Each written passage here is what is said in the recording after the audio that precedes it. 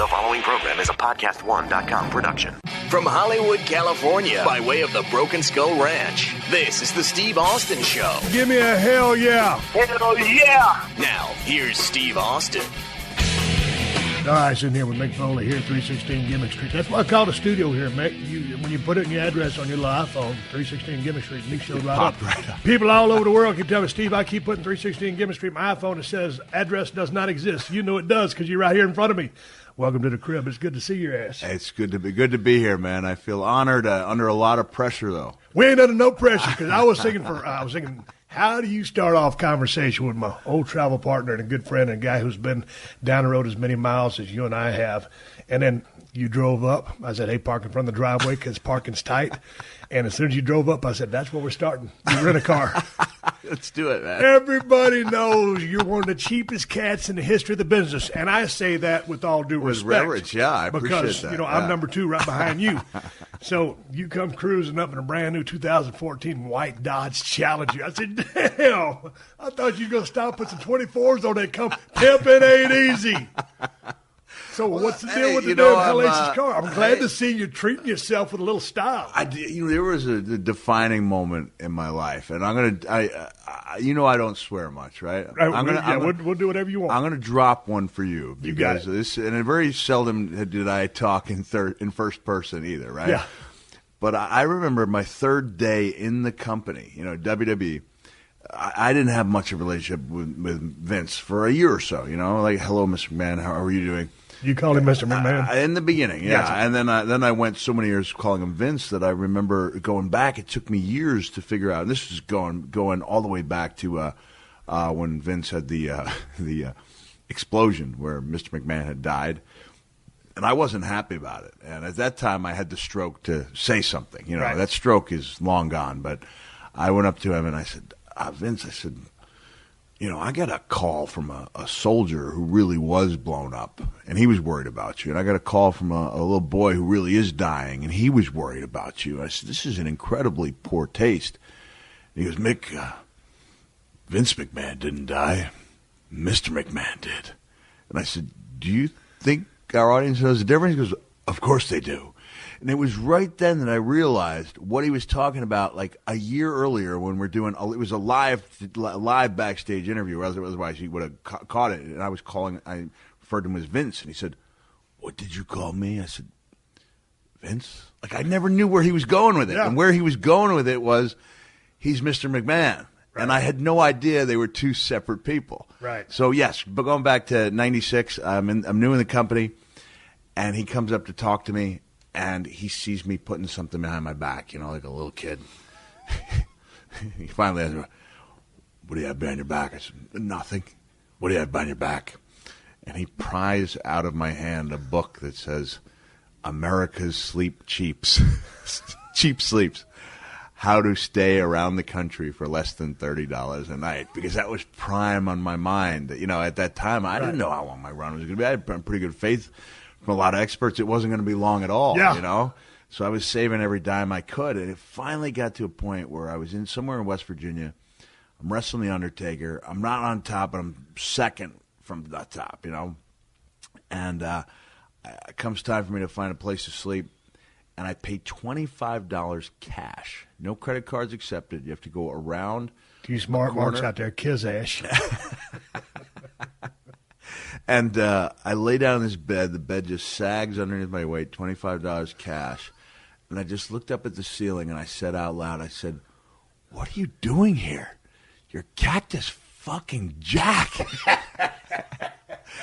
And I talked in first person, called myself by my gimmick name, and cursed out loud. I went over to the guy, and I told him that wasn't going to support my back. And I went in, and I got like a $50 room. I went from the 1-star, to the 2.5, 3-star level, and I realized, that man, maybe those glory days where we're tripling up in the lodge, they make for great stories, but I was going to have to invest in myself a little bit better. So although I would have loved to have shown up in a car that would have pleased you, first and foremost in my mind is comfort of the driver's seat. We were talking off air about the fact I went on a 15-date tour, 15 cities and 15 dates.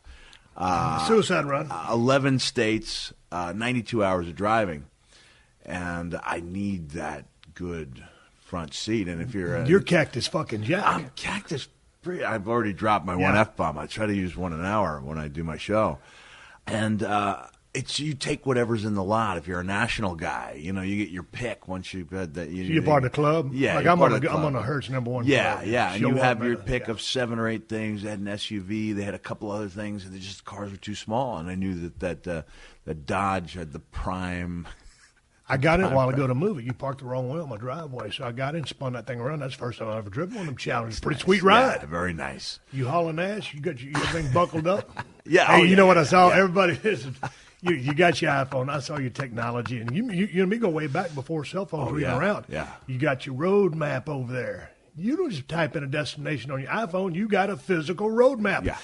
The people listen to the Steve Austin shows. Some of you are so young that y'all don't know that a paper map actually exists. And you look on the highways and byways and shows you how to get places.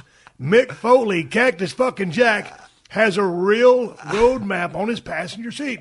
You don't see them anymore. You don't see them, and honestly, I don't usually travel with one, but there are times, you have to verify. You go type in your GPS, you get the thing, and then check it just to make sure it's okay. Yeah. Because I've been out there, and I'm sure you have too, where the GPS takes on a mind of its own, and you end up going a long way. Me and my brother-in-law was in a car the other day. Was going to Chico, California from Sparks, Nevada. It says hang a right on Ellis Road. It's a dirt road. Yeah. We went a quarter mile down that thing and said, hey, do a U-turn. I ain't trusting this lady in the iPhone. We took the long way around, and sure enough, about 6, 7, 8 miles later, on the right-hand side of the road was Ellis Road. It was a shortcut, and we didn't take it, so it proved us. It kind of blew up on our face on that one, but I'm all over the state. I'm all over the state of California, so I at least need to know where I'm going. I like to see where it is, and then I'll. Let's talk about the state of California, because you're here right now. You're at my house right now, and you fix to go do a show in Pasadena. But as the show drops, you're going to be in Brea, California, the 14th. You're going to be in Ventura, California, on the 15th. And the 16th, a double shot. 31st of August, Denver, Colorado. 13th of September, Farmingdale, New York. 16th of September, Maple Ridge, BC. 17th of September, Revelstoke, BC. 18th of September, Vernon, BC. 19th of September, Kamloops, BC. 20th of September, Prince George, BC. 21st, Grand Prairie, BC. 23rd, Edmonton, Alberta. And then Lloydminster, Alberta on the 24th. And it goes on and on and on. All you got to do is go to realmickfoley.com to see where Jack is at, or if you want to go check out his show. My question to you is, dude, what are you doing? Are you stark raving crazy? You're supposed to be kicking it now. You worked your ass off. You beat up your body. Steel chairs to the head. You should be kicking back, picking your spots. You're hitting it hot and heavy. It's hard. The dates are coming in. I've been working on this for 5 years. I went from where I couldn't get anybody to go to the show. I mean, it was frustrating. I'd do a book signing, and I'd have a good line. I'd do a minor league baseball game, great line. And when I asked people, hey, you going to go to my show, I could tell people were lying to me about they were creating excuses not to go to the show because it doesn't seem to make sense. It seems like a giant leap when actually it's like a little sidestep. I look at guys and they go, really, you're doing, I never should have called it comedy. Should have gone with spoken word. Right. Should have coined a phrase like WWE did with So what is it? Is it comedy or spoken word? Just stories? It's a wrestling-centric storytelling show. That's hard to put on a marquee. Right. That are largely humorous, but don't have to be. Right. And I can make a point. I can get a little, and I make sure if I'm going to get sensitive or sentimental that I got something really shallow lined up. To dip my toe into.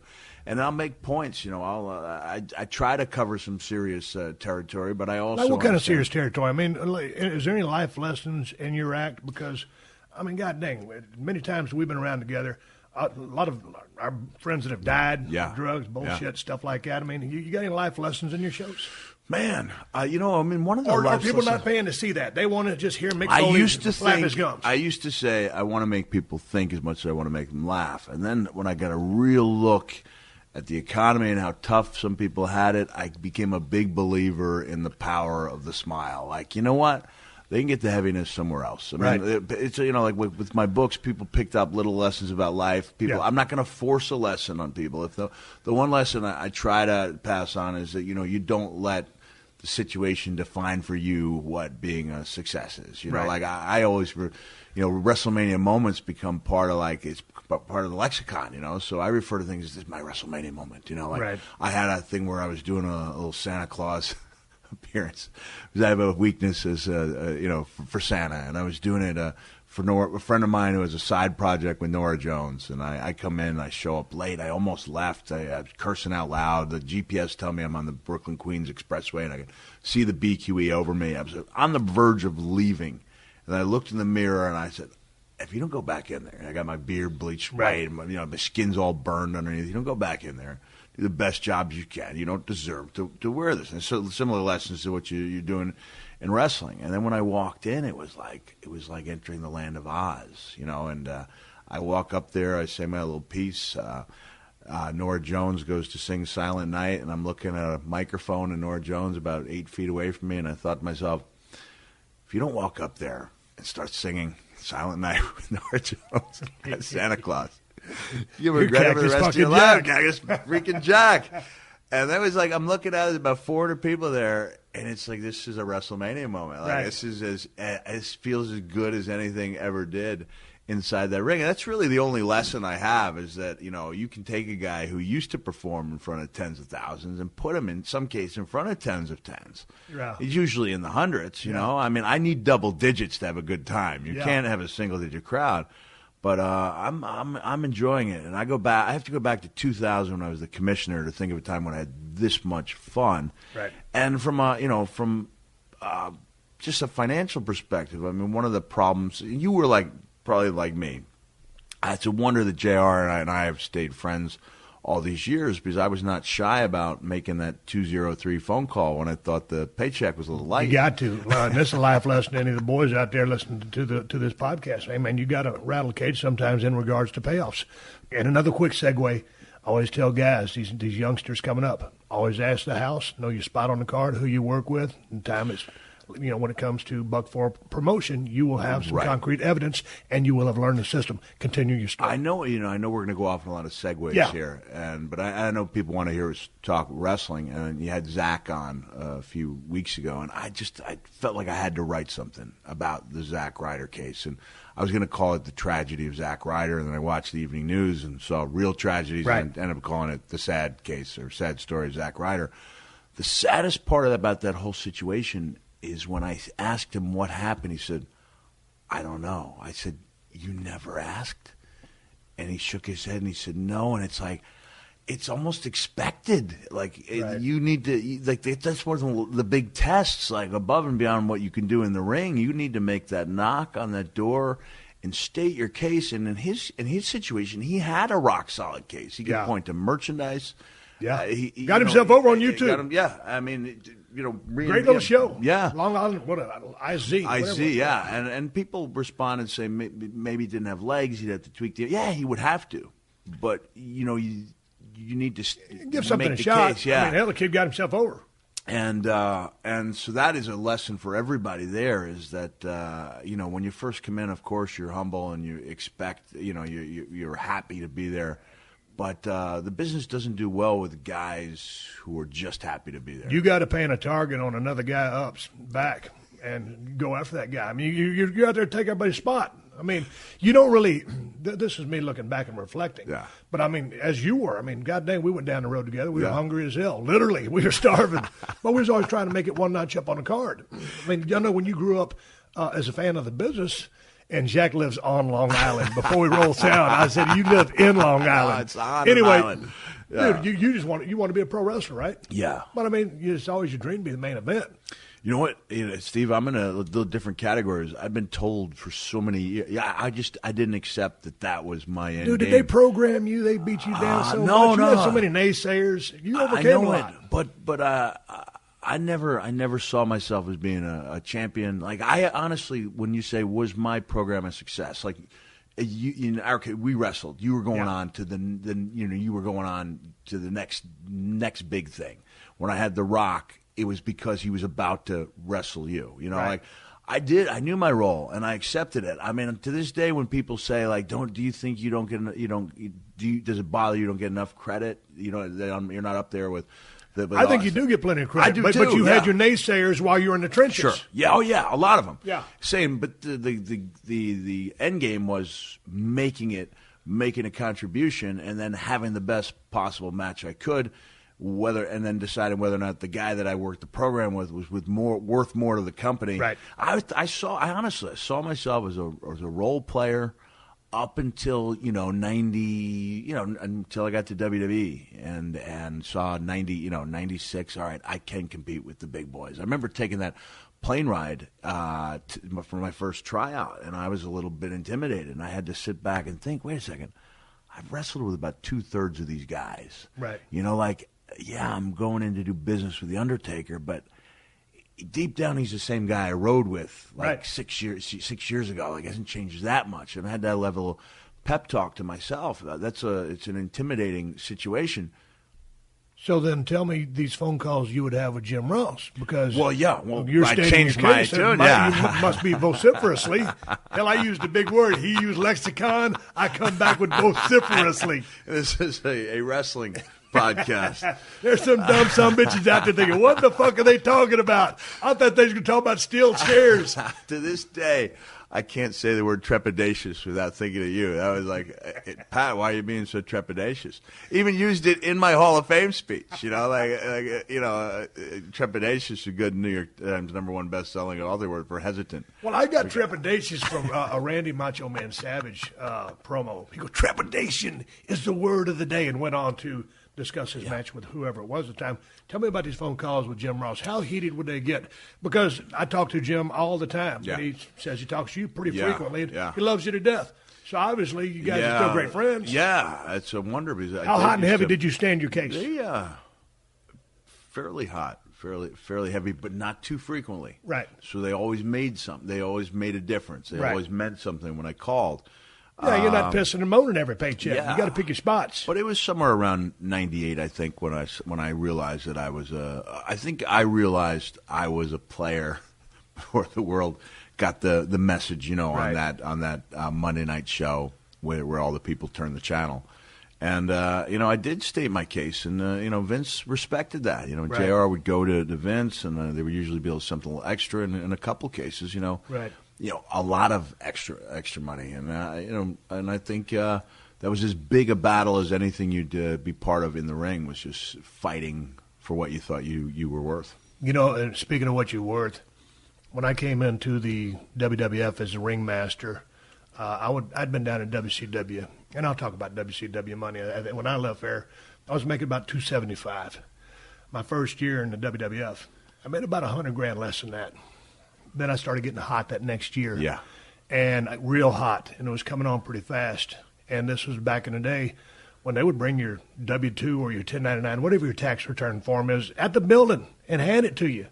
And it was at a TV taping. It was a Monday Night Raw. I remember like it was yesterday. And many things I forgot from all the steel chairs. I remember this. I got my 1099 or whatever you call it, and I looked at it, and it said X amount of dollars. Man, I thought I'd really smoked everybody's ass at that point and come up the curve. And my pay didn't reflect that. And I was walking around in a pretty bad mood, and JR comes up to me and goes, what's going on? I said, hey, man, I just got my gimmick. And I said, I don't believe this is what I made. I should have made this. Well, let me talk to the old man. He went and talked to the old man. The old man made up the difference. And that was my big boost on the way to starting to make the coin that would come back in the day.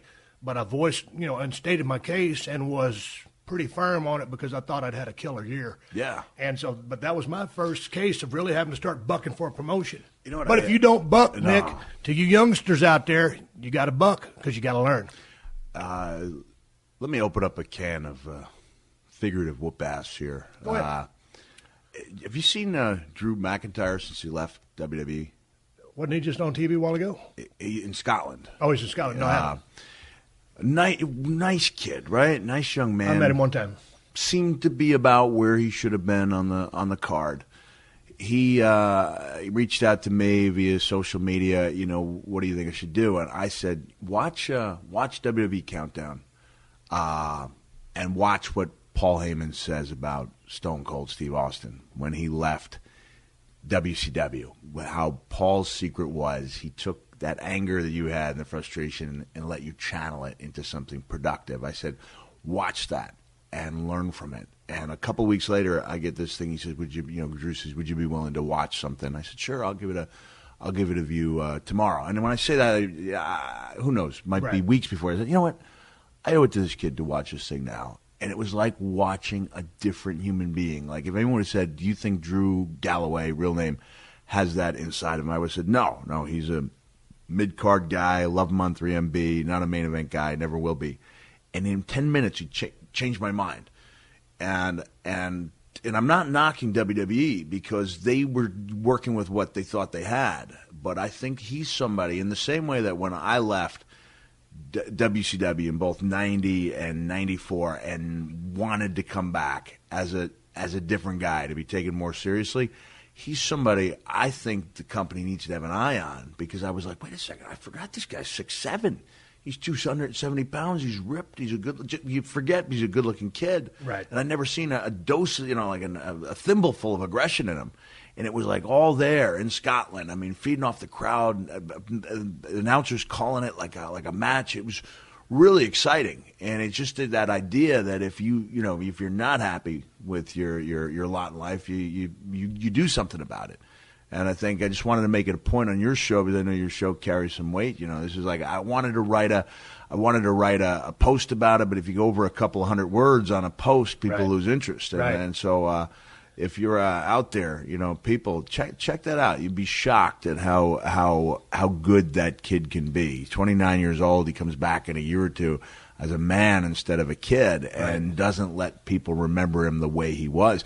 You've probably seen good wrestlers come into WWE. They just seemed almost physically shriveled. The ring's a little bigger. Everybody's 6'6", 270, and unless you got in your head that you absolutely positively belong there, you just you shrivel up psychologically. I'm talking to the legend Mick Foley. We're talking about all kinds of bullshit here today on the show. I'll take a pause for the calls and a word from my sponsors. Coming right back with the one and only Mick Foley. This is the Steve Austin Show.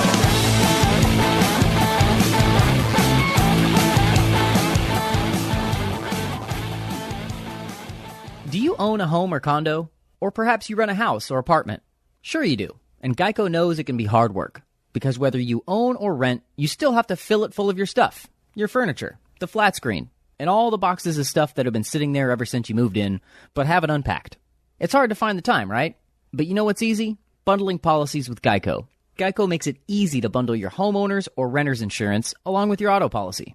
That way, you'll rest easy knowing that your home and all your stuff is protected, like the furniture and that flat screen. Plus, getting a quote on homeowners and renters insurance is super easy through Geico. It's a good thing, too, because you already have so much to do around your home. Like going through all those boxes of stuff. Visit geico.com, get a quote, and see how much you could save. It's Geico easy. Visit geico.com today. That's geico.com. Steve Austin Unleashed. All right, coming back with Mick Foley.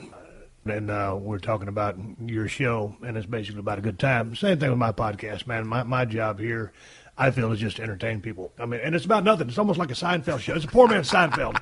And I say that with great respect to Jerry Seinfeld. I'm not trying to put my name in his in the same paragraph, conversation, nothing. But so people want to hear us talk about wrestling. Let's talk about it. Your physicality throughout your career was off the charts, extremely high threshold for pain. All the bumps that you took, probably you paying the price for them now. Yeah, definitely. How you feeling? It's been a tough couple of years, honestly. It really has. We didn't know nearly as much as we did about concussions, first of all. And I thought a concussion was something that knocked you out, had you throwing up, and so I guessed I'd had 6. And then we come to find out that it's not just the major blows, it's those cumulative blows, including body blows. Who would have known? Yeah. Like, who would have ever guessed that a backdrop on the floor, say, can you imagine, a neurologist, orthopedic guy looking at a backdrop on a concrete floor in slow motion, what that does to your body? And you think about it. I mean, I remember wrestling you at house shows, backdropping you, number one guy in the business, and you're taking backdrops in the concrete at house shows because you were doing what you thought you had to do to pop that crowd. In retrospect, maybe some of those decisions weren't that sound, especially post 2004. Is that when it started catching up to you? Well, it's 99. I remember Hunter actually saying to me, like, people say, "Hey, Mick Foley must be like falling apart," and Hunter was like, "No, he's actually moving around pretty good." That was like 98. Yeah. Within about a year, I mean, I was like a different human being. Everything hurt, like it caught up. Mother Nature and Father Time kicked my ass in a hurry. Mother Nature, Father Time. Brother. But you didn't have any major surgeries yet. Did you have anything replaced or fixed? You know what? Here's part of the problem. I went to a top. Well, the neurologist gave me two of them, Ixnay. You know, it's kind of this is something I'm proud of. I want it on my epitaph. When Dr. Cantu from the Boston Center for Traumatic Encephalopathy told me in no uncertain terms that I could never go in the ring again. I looked at one of the top neurologists right in the eye and I said, I can work an entire match around my left knee. That's a great wrestler line, right? Yeah. Like I can work an entire match around my left knee, and he looked at me and said, Mr. Foley, when you were in my office 2 weeks earlier, you struck me as a bright young man. He said, I've been doing a little reading. He said, you got a lot going on. He goes, if you think you can find another neurologist to clear you, that's up to you. But I'm telling you, as a neurologist, you should never be in the ring again. And it was like an enormous weight was off my shoulders. It really was. You know. How so? Because someone gives you a reason to walk away. The ball was right. taken out of my court. It's right. almost like a boxing match where the guy throws in the white, the white towel. They did it for you. Yeah, and I had that talk with Edge 6 weeks later. You know, I was driving through the mountains of North Carolina. I was like, hey, Edge lives somewhere around here.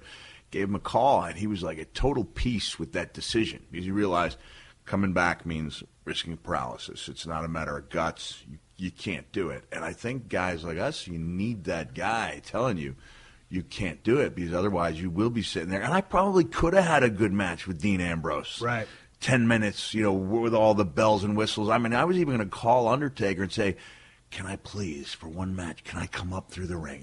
Right. I had everything lined up, and I thought we had a heck of a match. So it was easier for me to have the ball taken out of my hands and kind of walk over to that bench and sit down. When I was in Seattle, WrestleMania 19, man, I was drinking a little bit, living too fast. I've told the story too many times. I won't tell it again. And I went to the hospital that night, ambulance. Heart was going crazy, drinking too many speed stacks and all that other bullshit. And they put 4 liters of fluid in me. I was dehydrated. Didn't really give me the clearance to wrestle the next day. Yeah. But I was going to because it was WrestleMania 19, and I knew I had to hang them up. And so I had to, go to work because that's what we do. Yeah. So I went to work. Man, I remember showing up down there, and, man, Jason, the guy who works at WWF, had the place lit up. It was a beautiful building, there in that arena there. KD and all the gang was there. JR rode with me. I was in a real, someone even looked at me wrong or talked to me. I damn near want to start crying because it's my last match. Yeah, We didn't get a chance to tell everybody because I needed to ride off in the sunset because my guy said, hey, dude, you need to get out of Dodge and you need to do it now. So, went and did it. But I remember Rock hit me with 3 rock bottoms. On that last one, I laid there at 1, 2, 3. And, man, the feeling, it was just like what you said. A weight was lifted off my back because I didn't have to go out there and put anything on the line anymore. And don't get me wrong, I would have kept doing it, but someone took the ball out of my hand. So I felt that relief. Yeah. And it was, Steve, it's okay to go now because the doctor said, hey, you need to get your ass out of here. Yeah. So I felt like that. I felt relieved. And now when I look back, I'm, 12, 13 years removed. And I think if I never would have had the neck issues, I probably could have made at least another good 5, 6. I was a pretty physical bumper. Yeah. Not crazy bumps like you, but a snapback bumper. But now when I look back, I think had I stayed in the business, because I feel pretty decent right now, but there's days I feel like shit. I think I would feel more like shit had I got that extra 5 or 6. So I'm probably cool. Well, I am cool because I got all the business out of my system. Yeah. With riding off to the sunset when I did. I had the sunset exit in 2000, and I had the sunset exit in 2004, and I had it in 2006. It was just I couldn't, it was like, who knew the economy was going to fall apart? Wait a second. So not only is the money I saved not going to, it's losing money, and there was this sense that I'd just written a second novel, which the world did not exactly, line up to buy, and I was like, I can make as much money for a comeback match with Carlito. There was still a market for a Mick Foley match, even if it wasn't a main event match, there was still something there, and I kept going to that well. And man, if I could have taken an eraser and rewritten history. You know, anything post 2006 would have been off the record for sure. So what about all this stuff with Christopher Nowinski, the Brain Institute, whatever it's called? I say that with respect. I just don't know what it's called. Boston Center for Traumatic Encephalopathy. Have you been there? I just say that continuously because if I can continue to say it correctly, I know. You still got it. A couple times, and I want to do next year's show. I want to deal with some of the head trauma, and I've dabbled in it a little bit where I've said as long as I continue to say the words Boston Center for Traumatic Encephalopathy, I know I'm okay. And a couple minutes later, I'll come back to the Boston Center for Traumatic Encephalopathy, and I'll start coming up with different ways to screw up the name. Right. And it's an uncomfortable laughter because not everybody understands that I'm messing it up on purpose. And it's kind of like a clever thing where you're getting the laughs from a few people, but it's like, I don't know if I'm supposed to be laughing at this guy's expense. Right. And that's one of the things I'm looking for is like, if I do want to make a serious statement in my show, how do I do it? And I've talked to Brendan Burns, who's a brilliant comic from Australia, and knows the wrestling business, has a real good feel for the wrestling business. If it wasn't for the fact that Vince would personally hate him and have him thrown out by the end of the first day, he'd been an outstanding asset to the writing team. And I asked him about that, and he's like, mate, you're going to get that series, you got to have a killer Final 15. And I don't have a way to go from there, but it's like you drive down the road. It reminds me so much of like coming up with a match for a pay-per-view, you know, like you get your sections, you got your moves. Especially for me, I had a limited set of moves, and I had to keep thinking of different ways to combine them, throw them in, you know, different ways of making the matches exciting. And when it clicks, the same way that, you know, the match would come together and click, and you'd have that vision in your head, it's the same feeling of fulfillment. I'm not there yet. I don't know how to do next year's show yet. I'm having fun. So how's the gray matter inside your cranium? You good? You fucked up? Well, you know, it's going to be a waiting game. You know, I mean, I'm donating. I have little memory lapses here and there now. Sometimes I can't. You know, I always joke to my damn wife. I say, hell, man, sometimes, Kristen, the faster I cross the room, the sooner I forget why I crossed it. So, yeah, I'll have a fleeting moment like that, but I can't say that that's because I got hit with a bunch of steel chairs because I was a hands-up guy. Probably had, 2 to 3 concussions due to activity in the ring, just to a bump gone wrong. Yeah. So I can't chalk it myself up. And I got lit up playing football now here or there a few times. When they asked me how many times you've seen stars, that's another. I was like, what? What do you mean? Like, hundreds? You know, like you're telling me? And Brother, you don't see stars, you see constellations. I used to wrestle Undertaker, and then I'd charge him in that corner. He'd bring up the boot, and I'd have the chair in my hands. Yeah. And the percentage of people who would have known the difference between real contact and some space would be so minimal. But to me, if I didn't feel those stars, I wasn't doing it right. Right. Going back in time, I would have had that hand. What would it have hurt? Right. To put not only the hand up between my chair and and that boot, but to put that chair up when that hand up when those chairs were traveling at high speed. Mick, you went to wrestling school, and at the core, your beginning was with Dominic DeNucci, correct? Right. Now, in the School of Professional Wrestling, 2 questions. How long was the wrestling school, and did you learn how to take a chair shot? I'll answer no. 2 questions. All right, yeah. I'll answer the second one first. Okay. No. There was never like a chair shot class. Okay, we'll skip the rest of the wrestling. Talk about a chair shot, because all of a sudden there I was in Dallas, Texas, soon to go down to Tennessee, and I'm forced to use a steel chair because as an angle ensues or progresses, you get in your first angle, inevitably a chair will come into your hands or onto your head. Yeah. You've either got to take it or receive it. You have been trained to do either one. No. Neither one. No. So what was your experience with the steel chair? In Dallas, they had that one clunky steel chair. Like, no one even thought, hey, why don't we go to a department store and buy steel chairs? Even when I remember wrestling staying at Beach Blast, and part of the reason we did well is because I went and searched the arena and found a steel chair.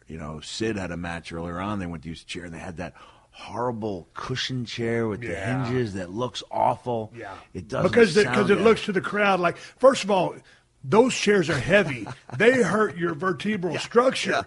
Yeah. But to the crowd, because they have a pad on them, that doesn't hurt all of a sudden. Yeah. So then you have to go to the core steel chair. Exactly. And no, the one we had in Dallas was awkward, had rust all over it. Piece of shit. And one of the first times I took a chair, I broke my thumb, putting my hand up. And the lesson I took from that was my head was harder than my thumb. Wrong lesson. Yeah. But also keep in mind that at that time, you would work.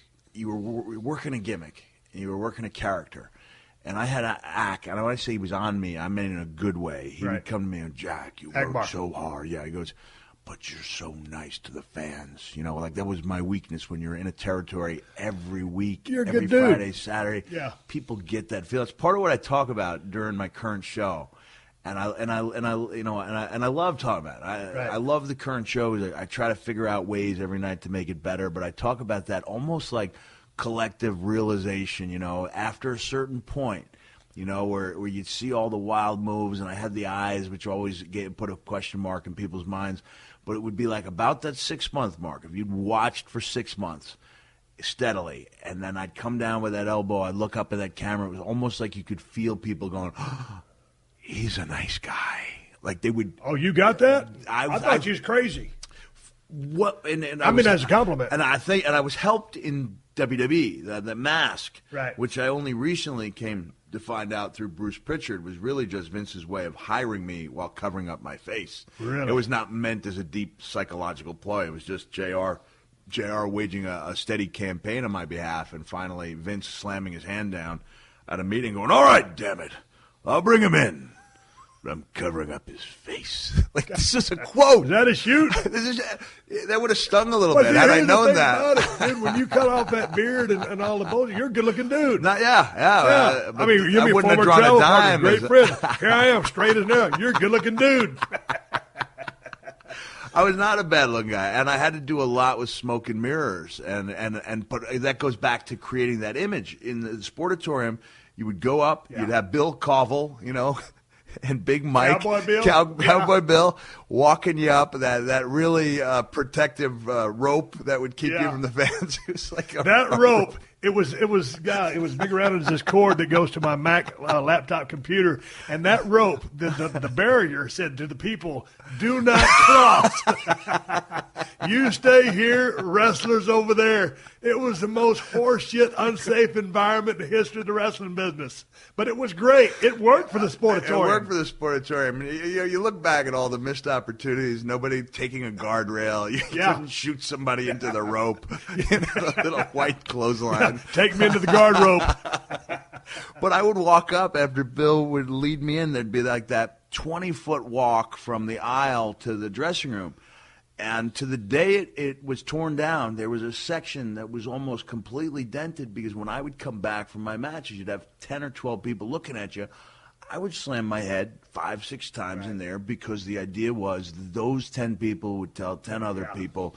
And he really is crazy. Yeah. And sometimes, I mean, I knew where the beams were. At least I thought I would. I'd avoid the beams. Yeah. Usually I missed them. Right. Sometimes I wouldn't. Right. Looking back now in 97 when my back really seized up on me and I was really struggling but needed to give people what I thought they deserved as far as a physical match was concerned. Right. Like I was, okay, I can't take the bumps that I'm known for. How do I create the illusion, of wildness? And this was in WWF. This is correct? WWF. Yeah. I'm working but with, let's go back to World Class Championship Wrestling because you broke into the business in what year? I broke in 85. 85. By the time you got down to World Class, I mean, well, you might have been there before, but I remember paying a ticket to see you wrestle. Thank you. There I was, and then I was in Chris Adams' school. Yes. And you saw me when First you was day. out there in the crow's nest. This is another statement of where my head was at the time. I'd been gone from home for 7 or 8 months. I could have easily said, "Can I have 1 week off to go back home and see my family?" Really would not have been an issue. But in my head, there needed to be a reason why I wasn't at that TV. In retrospect, how many people would have cared? How many flags would have been raised? They said, "Why isn't Cactus Jack at TV?" I thought I needed a reason, and the reason was I'm going to be stretchered out. Right. And for the $25 Friday, Saturday morning payoff, I took the Nestea plunge off that ring apron, and you could actually see on That's the thing. what I'm getting at. That Spitting Nestea up, plunge. Yeah, spitting up, coughing up gobs of blood, and then Akbar cuts the great promo, where he goes, Mark Lorenz says, "Okay, Cactus Jack, never mind that. look at this expensive shirt.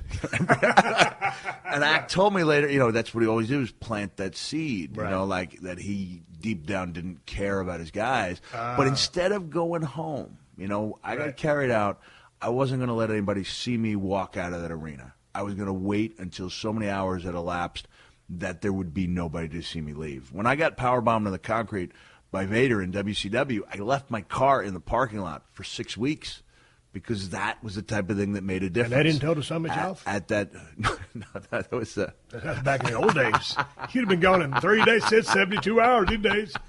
Hey, man, when you used to drop that elbow or the well, let me just make but the point was that's why I was in the crow's nest, because I didn't want anybody to see me leaving the sportatorium. And I just happened to be there on the day that class began. And, you know the way a wrestling group school is. I mean, it's like, you can kind of cast off just about almost all the guys almost immediately. And sometimes you're going to make a mistake, as people did with me. But it was like, oh, all right, that one kid's got that it thing going on. And obviously, it turned out to be you. Man, shit, I got lucky. But I remember I want to go back to you dropping that elbow off, because, you always dropped it off on that one side, it seemed. Yeah. Because Crow's Nest was here. You don't drop it right there. I'm sitting there drawing on my table here. And Mick's saying, yeah, so it's true. You just can't see it. It's audio, not video. I got to learn that. I'm going to get some cameras in here one of these days. Dude, what made you decide to take that leap of faith onto concrete way back in the day? And was it because that was who Cactus Jack was? Was he out of control, crazy, willing to inflict damage on a person however he could? Or were you looking at its core when you started doing that to be noticed by somebody to get a push? Robert Fuller was one of the first guys that had faith in me. I think you had about as good a time in Memphis as I did. I learned a lot. I learned a lot too. Yeah. I didn't like it. I've since made peace with Randy Hales. Randy brought me and my family to the circus. I realized a valuable learning experience. You go in, you don't know who your opponent is until you get, you see your name on the chalkboard. Right. You walk out there, you haven't seen the guy, haven't talked to him, you're putting a match together. You're learning as you go. I learned a lot, but I wasn't treated particularly well there. And Robert was the guy who had faith in me. And Robert saw me take and I'm going to drop a second F-bomb on you. That is a noteworthy line. This is unleashed. Robert saw me take that Nestea plunge at a spot show for a $25 payoff. And, man, that concrete just about knocked me out. And it opened up a nasty wound on the back of my head. And I went back in, and Robert goes, damn, Jack, it looks like a pussy sitting on your head. I don't know whether to stitch it or fuck it. I don't do Robert Fuller justice. I've never asked anybody for an instant replay in all my life. Repeat that punchline again. Mother, that is tremendous. In slow motion. That looks like a big old pussy on your head. Damn, Jack. I don't know whether to stitch it or fuck it. That's the most ridiculous thing I've ever heard in my life. But on the way home, he told me, listen, son, that's a mighty impressive bump. I'll stop trying to do Robert's voice. No, it's a mighty impressive bump. He said, but you gotta take care of yourself. You have to do these things when they're meaningful. A couple weeks later, we're driving, and Robert's a lead heel in Memphis, and Robert had a great mind, and it just wasn't clicking that day. He's like, I don't know what to do. Man, he didn't want to blow off the angle in the first week. He was looking for a way to do a return match. And I said, Rob, I have an idea. And what was the program? This is Jeff Jarrett had just gotten Robert's loaded boot. Okay. So he had the loaded boot, and we knew there was going to be trouble.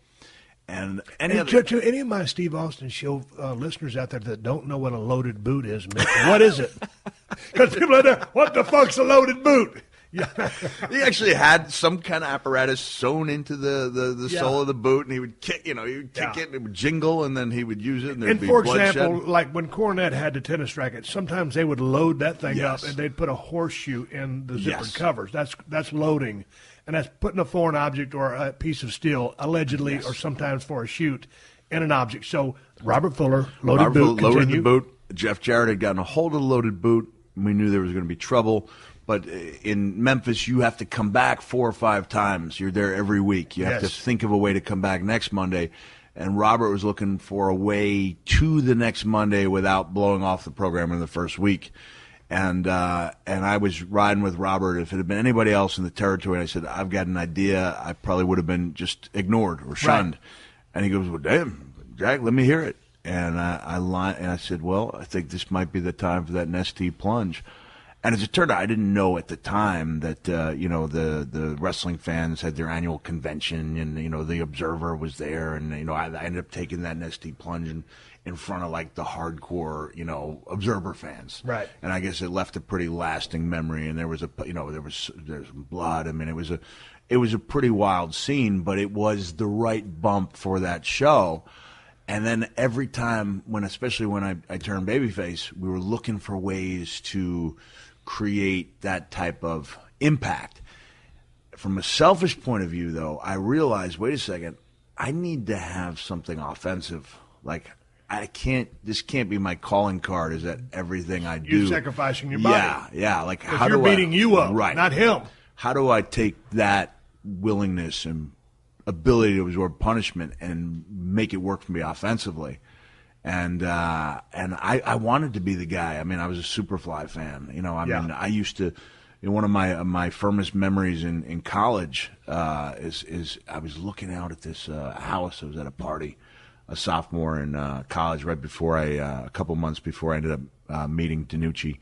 And I was like just looking at the house next door. A guy comes over to me, a good friend of mine. He goes, "What are you looking at?" I said, "Do you think if I dove off the top of that roof, would that garbage can break my fall?" Like I always wanted, I needed to know there was something. That was big. Like, would that break my fall? All right, if I dive off of this sand dune with the waves coming out with those 3 inches, would that break my fall? Right. I wanted to be a Superfly guy. I couldn't because I couldn't balance on the top rope. And you couldn't do anything as good as Jimmy did. I'm a firm believer, why be the second best at something? I was just talking today on the hip-hop station at Sirius about you're a big hip-hop guy. It was a perfect fit. It was not likely to draw a single fan to one of my shows. But I was asked about the evolution. Just hear me out here for a second. Yeah. The evolution of mankind and the fact that it was actually the cell match that made me see, wait, I got to find a different way to connect with people. And you may not want to take credit for this, but when your character just skyrocketed, there were like 6 or 7 like Steve Austin lights, like guys saying, I'm going to, and people, whether they knew it or not, were trying to be like you and not being successful at it. And I was a big believer. I'm not going to be the 7th best Stone Cold. There's an open market there for like the nerd fans, and I need to find a way to make some people laugh to make that connection. So I went in that direction. But going back to the elbow, that was my way of finding, taking the talent that I did have for taking some wild chances and making it work for me as an offensive move.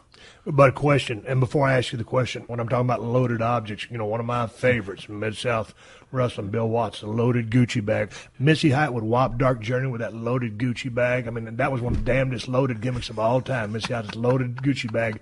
If you hadn't seen it, go back and Google Mid-South on YouTube. Talking to the legend Mick Foley, we're talking about all kinds of bullshit here today on the show. We'll take a pause for the calls and a word from my sponsors. Coming right back with the one and only Mick Foley. All right, coming back with Mick Foley. My question to you is, Mick, when you did that, what do you call it? The fallback? The Nestea plunge. Okay. Yeah. My question for you, Mick, is when you took the Nestea plunge to help preserve that angle so that you didn't have to blow it off that night, and so that it was so, satisfactory, a feeling of accomplishment. Yeah. Did you become addicted to that and say, hey, I got to do this more? Because I know you're just talking about moving to the future. You need to use it on the offensive front. But did you become almost a thrill seeker or a pain seeker in wanting to actually take the bumps you did? I was pretty realistic. I mean, I didn't know the long-term ramifications. Right. I didn't know, for example. Okay, let me ask you this first. How far down the road were you looking in your career? Because I didn't look down the road, man. I was living for the here and the now and waking up the next morning. Steve, even in Dallas, I gave myself till I was 26. I'd like to think I would have had the strength of character to admit that gig was up. If I was 26, I wasn't making a decent living. Livable apartments, car. Were you married in Dallas? No, I wasn't. Okay. I wasn't married. And I would go down to the TV studio in Las Colinas, twice a week, and I would watch Video Bob Von Gursky put the show together. And it's funny, if people go back and watch the old World Class show, I would do several of the voiceovers. I produced a couple of the videos. Like, really? I was pretty hands-on. There was even a time when Bob wanted to take a vacation. They were going to put me in charge of directing the show because I had the background in college. Like, I was always fascinated. I was considered a pain in the neck by some people because I was walking around saying, can you get this camera shot coming from a low, the camera, here's the elbow, and I realize this is my bread and butter. And at that time, it was the 13 to 14 foot, length, back when I had a little spring in my legs. Yeah. And even then, there was very little. But I realized. But you were already looking to the people with the camera to help you look more like a superstar. So if people go home and they watch that Nestea plunge with Mil Mascaras, it's a hell of a bump. But Jackie Crockett had the perfect camera shot, and as I hit, he shook that camera. Right. And like I said, when I got to WWE, there was just a little bit of feeling, when I would walk through, hey, this is what I'm trying to do, this is what I'm trying to accomplish. And now the producers are up there. What are you trying to do? What are you trying to accomplish? How can we do this? And I hadn't seen my match with the Big Show in the Boiler Room in years. My son Huey is such a fan. I don't, as a habit, go back and watch my old things. Me neither. But I remember Kevin remarking like he liked the way. The knock on me, from people who are not Mick Foley guys, for lack of a better word, they're just a big bump guy. But I always wanted there to be a story, and I remember Kevin Dunn really heaping praise on me, after that match when I was clearly way past my physical prime and I was just about to go out for some fairly extensive knee surgery. We told a heck of a story, complete with, as I made it to that wall, I made sure, with the palm all bloody, that I had that palm print and smear, like it was going to leave an impression. So I was real big believer in thinking visually way back. I think before it entered most people's minds. You brought up a name there, Mil Mascaras. There's a story there. Were you a Mil Mascaras fan? I did not enjoy working with Mel, and I know Alberto's his nephew. I recognize he's a legend who drew money everywhere that he went, but he wasn't interested in doing business that night. And I tried to remember the way. So what was the story? This was it a pay-per-view? It was a Clash of the Champions. And so you're going to work with Mil Mascaras. I'm going to work with Mil. What's his beef with you? No beef, but WCW were sometimes we were not big picture thinkers. Correct. We were in Corpus Christi. And the small picture is, let's get a pop from the Latino audience. Bigger picture is, here's a full-time guy.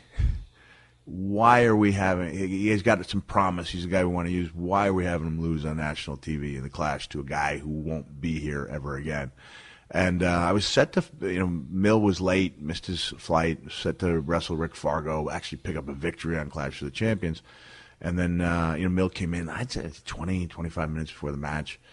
And it was just a series of arm drags. I managed to get that last, that one move, and I just wanted to kick out, and I caught flack, from the powers that be. You were not kicking out under, and I wanted that image, and I didn't get it, but what I did have was Jim Ross and Jim Cornette making me look like the superstar that Mil didn't, right. I mean, as great as JR's, God is my witness, broken in half, not far behind it, and much less heralded was Cactus Jack is dead. Jimmy had that high voice. Yeah. It wasn't a perfect TV voice, but you go back, he was quick. Yeah. He knew his wrestling. He got people over, and I liked people who put the product before themselves, even if they had a larger than life personality. And there were a lot of guys who spring to mind. Cornette was one of them.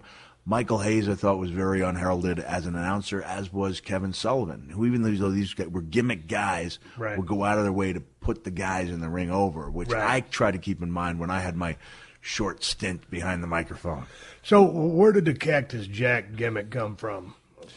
Cactus Jack was Who was he? He was – Cactus Jack was my generic gimmick that I was only going to do long enough to become Dude Love. Dude, you was born in Indiana. You grew up on Long Island.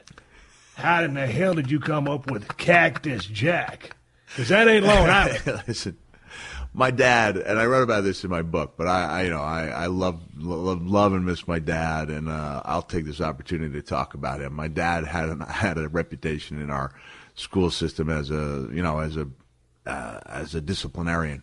You know, the fact that he had a kid who, sometimes did things a little differently, was a cause of some concern, because my dad was like such, the crew cut, there's no pictures in the Foley family vault of my dad with bell bottoms and pork chop sideburns. He was the crew cut guy. He was the athletic director. And in the book, I talked about how Ward Melville High School was the only high school that didn't allow any like taunting or stomping when opponents were taking foul shots, because they would try to do that. And my dad would just look up at that crowd with, we had this one glance, and you'd see like 800 people stand down. And Cactus Jack was just that name that I came up with for my dad when we were playing. Like, it wasn't an internet wrestling game; it was the magazine wrestling game.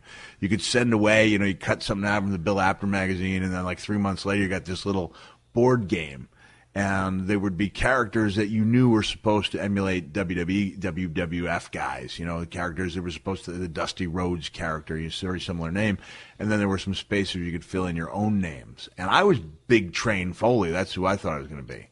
And my dad was Cactus Jack. Yeah. And so later on, as months passed, and I created this Dude Love persona for myself, which really was a wig, an orange headband, and a pajama top that somehow made me feel cool. I would put it on, I would go out at night, and I would have confidence that I did not have without it, which sounds absolutely ridiculous. But I was smoother. I could talk with women in a way I never could as Mickey Foley. Mickey Foley. So when were you doing the Dude Love? I was doing it I did it, in a home movie that involved the first. So of the you were jumps. Dude Love some 10, 20 years before yeah, you I was, turned into Dude I was Love Dude on Love WWE? in 80, yeah, I was Dude Love in 85 and 86, and then the deal was, I became Cactus Jack. I was Dude Love in 83 and 84. Started wrestling in 85 with the intention of becoming Dude Love when I got good enough to earn that name. Right. And then along the way, I realized, Mother Nature's not cooperating. I'm not Dude Love. I am this guy. It's Cactus Jack on the surface seemed to be like a Western motif, and we kind of turned it into something completely original. With a very generic sounding name, created a very original concept. Where did Bang Bang come from? Bang Bang, man, I love this story. It was just like some of the craziest things, just come out of thin air. It was. If I say you're going to pop, and people won't see you smile, but if I say the name Nasty Ned Brady, you'll know exactly what I'm talking about. He was I never call him job guys. He was an enhancement guy who had the greatest facial features, the greatest facial expressions, kind of like buggy whip arms. He was like me without the love handles. He was like a thinner version from a muscularity standpoint. He's like me without the added body weight. And he sold things magnificently. And at the third or fourth week, I guess, it was November of 89. I'd been turning on my partners for 3, 4, 5 weeks. It was starting to catch on. Like, people were actually looking forward to these tag team contests that I would lose or my partner would lose, and I would then turn on that partner with the elbow, and then put him out 12, 13 feet. Boom, here we go. And I dropped that elbow, and it was a good one on Nasty Ned Brady. And as I lay there, as I sat up, the song Love Shack, B-52s, came into my head. And you can see it on the For All Mankind DVD. I actually say, bang, bang, bang, on the door, baby. I actually sing the lyrics. And that was the last time I sang the lyrics. But I kept bang, bang. It was also, I believe, either that night or the next night, the last match I wrestled with front teeth. I was went home, was at a friend's bachelor party, and we got hit head on by a drunk driver, and those teeth were history, and against my better judgment, I had well-wishers come to the hospital and say, hey, this is good for wrestling. And I'd be, no, that image of the guy with the missing teeth that's long gone, and this is not good. And then when I showed up, I remember Jim Ross going, great look. and you got to take what you can. Yeah. You know? Like you got to take what you can. And so I thought, this is a pretty good look. So much so, I've never really gone and replaced them. So what was your favorite part of you to be? Mick Foley, Do Love, Mankind, Cactus Jack? Did I get them all? I love, you know what, Steve? What's the difference between all of them? We collectively, and I'm talking about WWE, I'm talking about Vince, specifically in one case, Hunter, did a great job of creating the differentiation in people's minds. To some people, they say, forget about the cell match. My favorite moment is when you did the promo where you transformed from Mankind to Cactus Jack, keeping in mind that all I was doing was removing one shirt to reveal another. And the character wouldn't have been dead, but greatly reduced had Hunter just laughed and given that you're the same guy with a different shirt. Right. And he didn't go that route. He put it over like he was seeing a ghost, like a larger-than-life superhero. I'm getting goosebumps talking about it, And it was one of those, great moments, like a do-or-die moment. This guy either means something or he doesn't. And fortunately, But you saw that. Yeah, I saw it. It meant something. And quite honestly, you go back, and if you're looking for that mythical Cactus Jack, like, he's there in spots, there's certain matches where I was as good as Hunter was making me out to be, but I think WWE did a very good job of creating this mythical character from a guy who was a very good performer, but not mythical by any means. So then, which one of those guys was your favorite to be? Which one of those guys was your favorite to work? Or which one of those guys was easiest to work?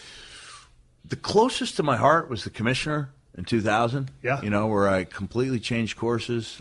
And I said, I went home. I did believe I was retired, and I went to Hershey Park and I traded out a 20-minute Q&A in the park for like the run of the place for 4 days, meals included. So I made out pretty well in that deal, and I had one of those little shaving kits, the head shaver.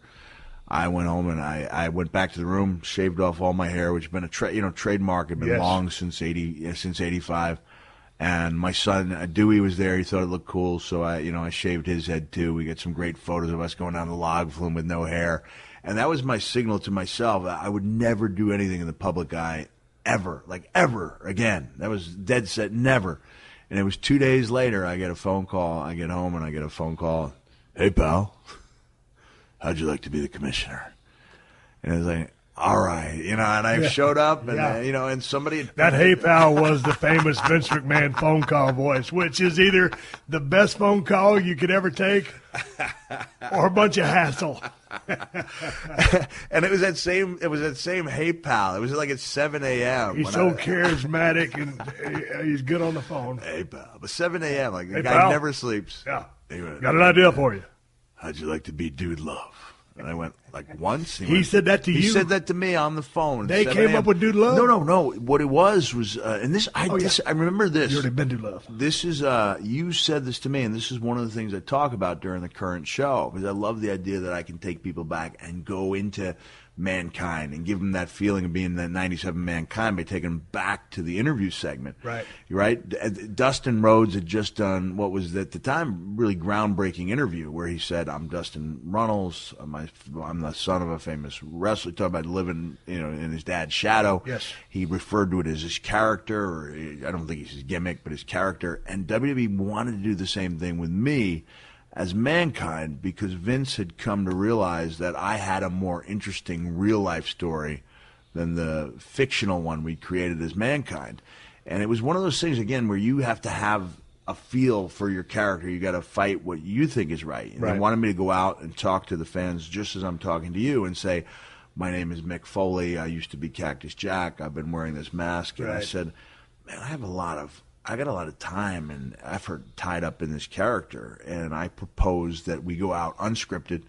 Jim Ross pulled it off. Probably nobody else could have, and for years I considered it to be one of the top two or three things I'd ever done in the business. I said, what if JR asks me questions? I will answer them with 100% honesty, but I'll do it in character. And you probably heard this as well. I remember Al Snow telling me that the first day I was in WWE, that you couldn't really become a top guy until Vince personally became a fan. And up until that night in 97, that wasn't the case. Like, I was used good, you know, I'd been on top of a couple of pay-per-views. I think if you'd ask Vince deep down, are you a fan of this guy? He would have been on the border. And JR and I just went in, and again, you know, you know, to me, the intangibles, like that magic in the air, is can't be scripted. It's gotta be an element there. And I think we lose some of that. I think with the scripting, you lose a lot of the lows. Mm-hmm. You eliminate a lot of the horrible interviews, but you also lose that element, you know, the possibility of magic. And if they'd scripted that, it may have worked. It wouldn't have worked on a level that it did, because it was like, I remember you and I riding, and by that time you were kind of a loner by 97, you know. So it was unusual that we'd be riding again like the old days. And I remember you saying, "What are they doing, kid? They turn you babyface?" And I said, "No, Steve, I think they just want people to get a better feel for the character." You looked at me and said, "You'll be a babyface in 3 weeks." And at the best of my knowledge, it's the only time that I can recall a turn taking place without any in-ring change, without any saving of a hero. It was just that every week they would unroll this thing. And when I told the story, I didn't even know Vince was in the room. It was all dark. And they said, "All right, we're going to change tapes." And I heard a voice in the darkness go, "This is outstanding." And I was like, that's it? Like, I'm a made man in WWE. Like, that was the most pivotal moment, I think, of my career when I became a star in WWE. Right. Yeah. God dang, that's it's going pretty well, right? I was a little nervous we weren't going to live up to the billing. We're doing pretty good. No, we are living up to it. But what I want to do, I'm going to run to the refrigerator. I'm going to grab an ice-cold beer, and I want to continue the conversation. But this will be for next Thursday. I want to talk about ECW. I want to talk about your thoughts on promos. I mean, the stuff you were cutting in ECW was just pure gold. And, man, I was there just watching it. I mean, all through your career. I mean, multi-layered, complex shit. I mean, it was crazy. And so I enjoyed watching all that and listening to it. So, but before we leave, we know you're on the road. Yeah, I'll be in Thursday night. I'm in Brea. Friday and Saturday I'm in Ventura, and then I take a little time off to go to professional Santa Claus school in Denver, and then I pay for that trip by doing a show in Denver on July, because I'm still old school that way, August 31st, and then, as you mentioned, I got like a 3-week run in British Columbia and Alberta, Canada. We're going to pick some of those up on the next show we're fixing to do on Twitter.